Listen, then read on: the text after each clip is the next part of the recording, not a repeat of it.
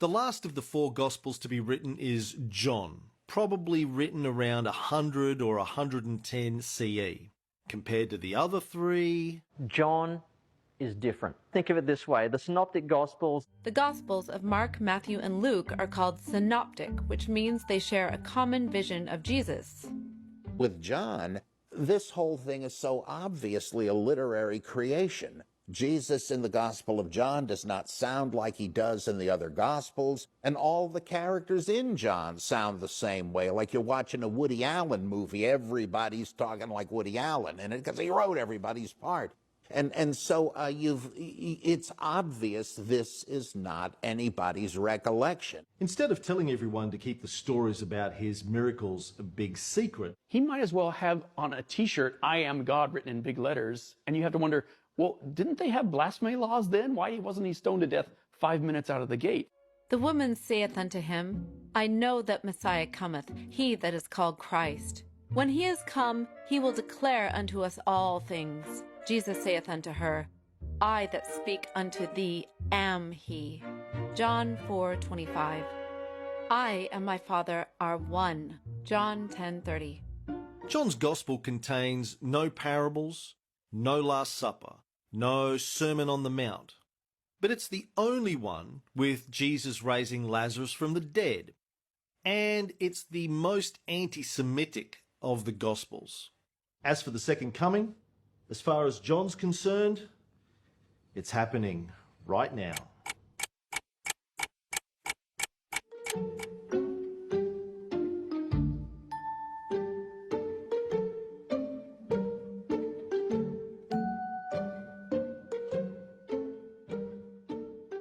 Why is John so different from the other three Gospels? No one really knows. But if we look at Paul and the four Gospels in chronological order, we can kind of see how the Jesus story evolved over time. In Paul, he doesn't do any miracles and becomes special after he died. In Mark, he becomes special when a bird lands on him, walks around being a secret miracle worker whose body disappears from a cave. Matthew and Luke make him the product of a divine pregnancy who comes back from the dead. And in John, he's proudly out of the God closet. But if you think the variation in these stories is strange, where do you see the stories that didn't even make it into the Bible?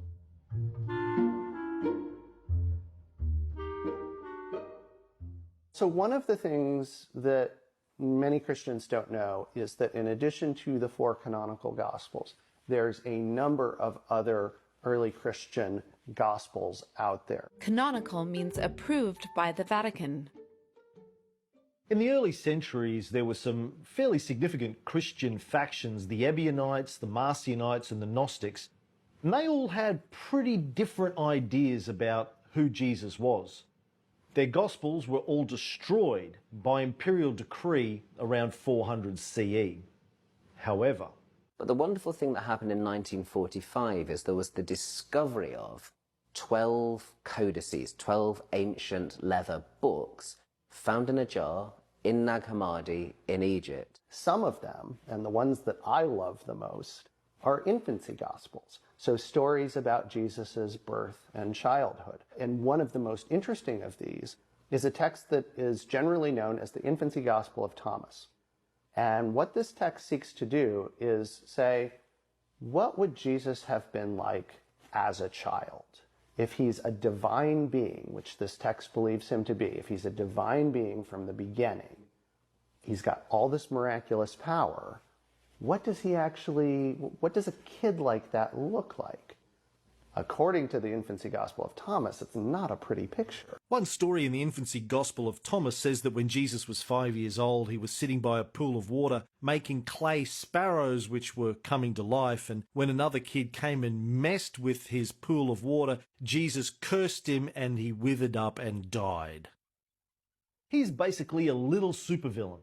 Yeah, I'd say so, because he essentially gets angry at a number of his playmates for different things and kills them. And so he kills one playmate, he kills another playmate, then the villagers start to complain to Mary and Joseph. What's Kid Jesus's response to all this? he makes his accusers go blind. Oh, what the? I can't see. What's going on? This is how they viewed Jesus. Weird and upsetting to us as it seems to be. And I love Joseph's instructions to Mary after all of this has happened. He takes Jesus, puts him in their house, and tells Mary, don't let him outside because those who annoy him end up dead. Oh, you might think, well, that's an unbelievable story. No wonder it didn't end up in the Bible. But is it any crazier than stories about walking on water or turning water into wine or raising people from the dead or zapping demons into a herd of pigs? Why do we say these magic stories are crazy, but these other stories about magic, well, they're just fine and dandy? Back then they were arguing over what Jesus was, who he was, what was his relationship to God, all the controversies about Christology. And this included, of course, whether Jesus was even a human being. Just a really interesting human being who somehow became possessed by God. Others thought he was an angel. Still others thought he was part of God. Still others thought he was just a good teacher.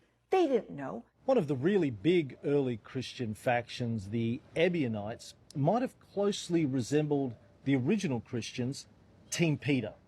The Ebionites, again, that means the poor. They claim to be the descendants of the Jerusalem Christians. Maybe they were. To be a true Christian, you had to obey the Jewish law. They seem to have denied the idea of the virgin birth, and they had a kind of gospel that sounds very much like a Jewish Christian gospel, maybe one of the earliest forms of the gospel. We have people who are following Jewish law, honoring the Sabbath on Saturday and keeping it holy, circumcising their kids, and they're worshiping Jesus. The Ebionites declared Paul a heretic. On the other hand, another one of the major early factions, the Marcionites, loved Paul, but really hated Judaism. Marcion said that Jesus had come from a different God, not the Hebrew God, not the creator God, not the Torah-giving God. The God of the Old Testament. So the God of the Old Testament was a wicked God who made the world. I mean, that's why the world was so messed up. The Gnostics claimed to have a special teaching from Jesus that only they knew about. Well, the word Gnostic really means somebody who's claiming to have knowledge. But it's basically the idea that this world is bad and wicked and we have to get away from it. And getting a certain secret knowledge of the universe's origins and your own cosmic origins is how you get away from it all. So why didn't all of those Gospels make it into the Bible? Well, a common Christian view is that the ones that made it in were the real stories and the ones that didn't were just made up. Well, when it comes to the stories of Jesus' birth and childhood, it's all made up.